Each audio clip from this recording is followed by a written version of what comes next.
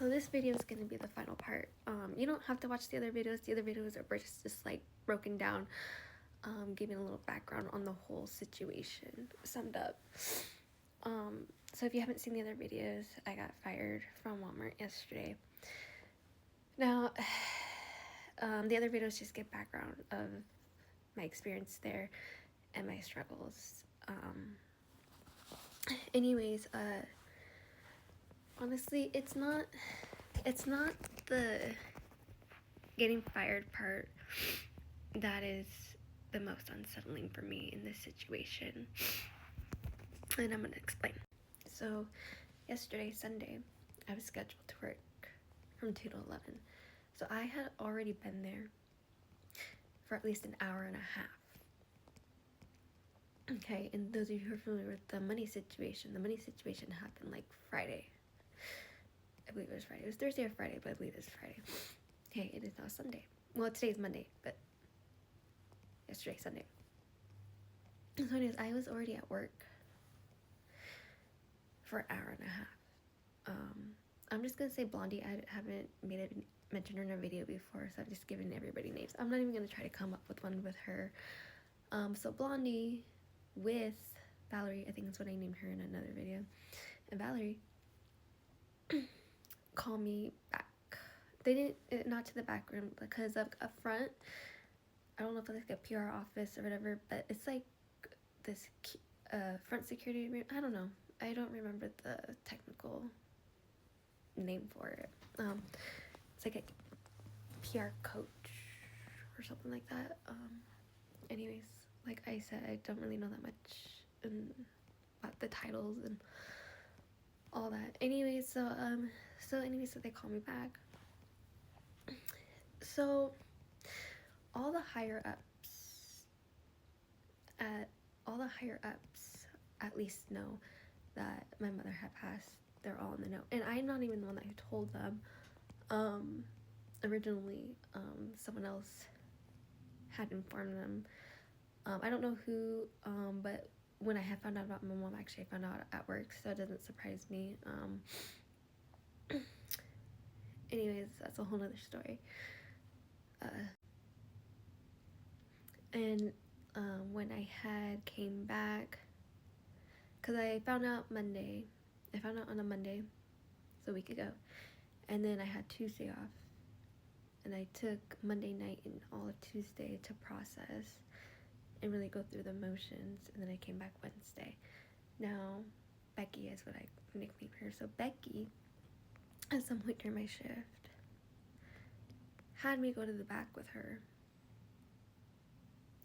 So I went to the back with her, and I went to a room with her, and the way that she brought it up felt like very confrontational. And some of you guys who have watched my previous videos, during the TikTok ban I was posting on YouTube. But anyways, it felt more confrontational than anything. Like, because you guys know I don't have a relationship with Becky at all. Like, not even like on a professional level. I don't go to her for anything. The only time I really talk to her is if I need help or some sort of guidance, and even then, don't even get me started. You know what I mean? So anyways, getting off track. So anyways, they all know.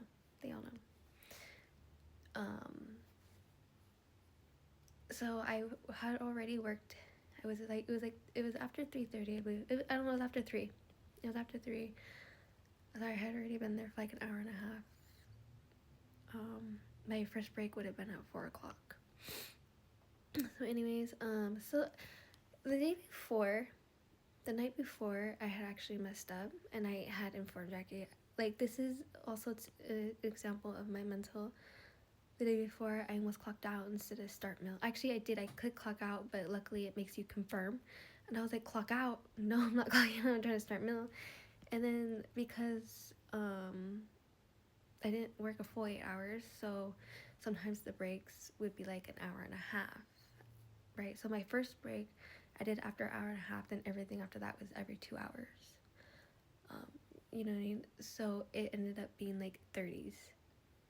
So I don't remember what time I started. So like if I started at 11, if I started at 12, my first break would have been at 1:30. Then my lunch would have been at 2:30. You see what I'm saying? I was supposed to clock out at 8, but I clocked out at 8:30, and I had noticed that when I went to clock out, and I was like, oh crap. That's what I mean. Like, I make so many mistakes, even minor ones. And I was doing that a lot.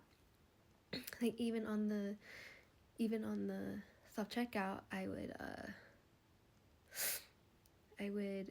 when I was putting stuff in, I kept pushing cancel instead of enter, confirm, so I was struggling even with the tiniest things. Okay, sorry, I got sidetracked. So yes, I worked an hour and a half, and so Blondie, I'm gonna call her Blondie, and Valerie, I followed them back, and then they brought up the $100. Okay, now at no point, so this was days before, and I really did forget about that $100. It has not even been on my mind. Has not been on my mind. I had no intention of keeping that money, and I was going through a lot during this time, where then my mother died, and I've talked about that in the previous video. And to me, it wasn't that big of an issue. Like, so what happened was, an associate used the self-checkout. The associate saw the $100 in 20s, and then he gave it to me. I put it in my vest pocket, and then forgot about it. Okay?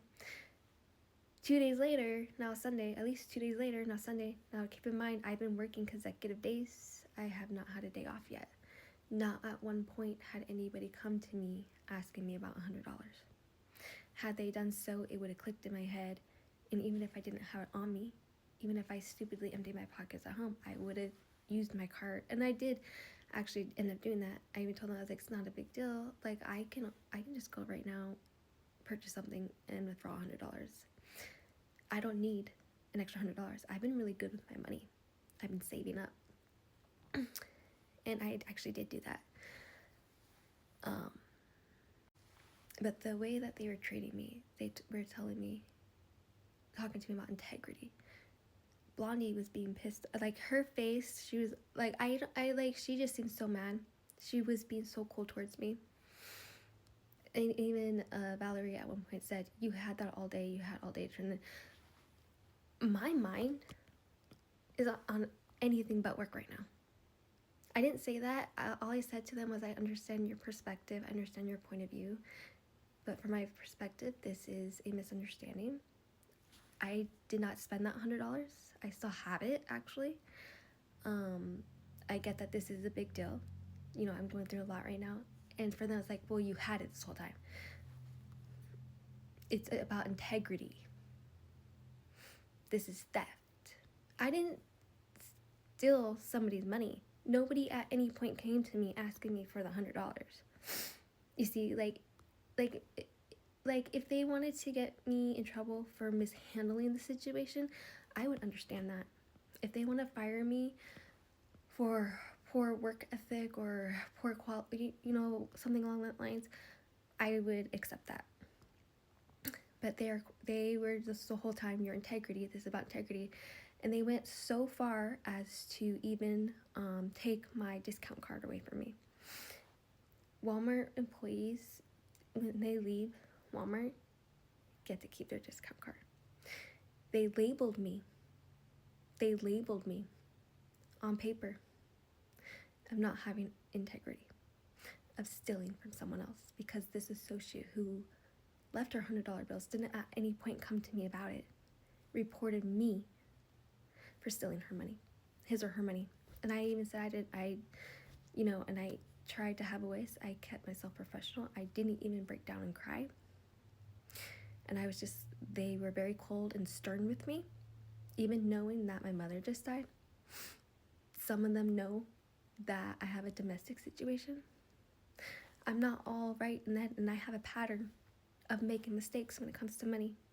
And you're gonna sit here and put me down and judge me and saying I don't have integrity. You're gonna take away my discount card that I earned. When I'm going kicking me while I'm down, judging me, showing me no sympathy, showing me no compassion, no understanding, and kicked me out, and took everything from me. That's what upsets me.